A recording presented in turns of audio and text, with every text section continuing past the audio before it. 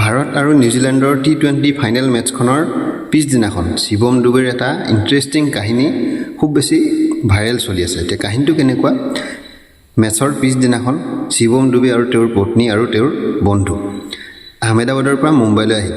তেওঁলোকে flight ticket চালে, সকলো ফ্লাইট টিকেট অলৰেডি বুকড, মানে কোনো আৰু টিকেট সেইদিনালৈ আৰু টিকেট নাই। তাৰপিছত তেওঁলোকে কি কৰিলে, ট্ৰেইনৰ টিকেট চালে। ট্ৰেইনত তেওঁলোকে থাৰ্ড এচিত টিকেট পালে।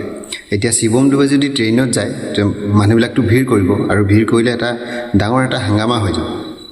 সেইকাৰণে শিৱম ডুবে কি কৰিলে, মাস্ক লগালে। অকল শিৱম ডুবে নহয়, তেওঁৰ পত্নীও মুখত মাস্ক লগালে, টুপি লগালে, আৰু এটা চিভিল এটা কি কৰিলে, হলৌ মলৌ এটা টি-চাৰ্ট এটা লগাই লৈছে, যাতে মানুহে ধৰিব নোৱাৰে, চিনি নাপায়।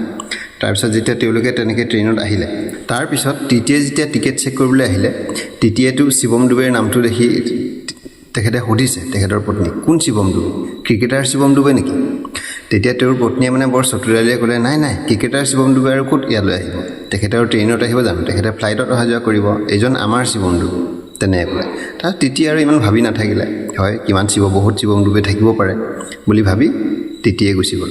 এই কাহিনীটো মানে এতিয়া খুব বেছি চৰ্চাত চলি আছে, শিৱম ডুবেৰ এই ট্ৰেইন যাত্ৰাৰ ষ্টৰীটো খুব ভাইৰেল চলি আছে।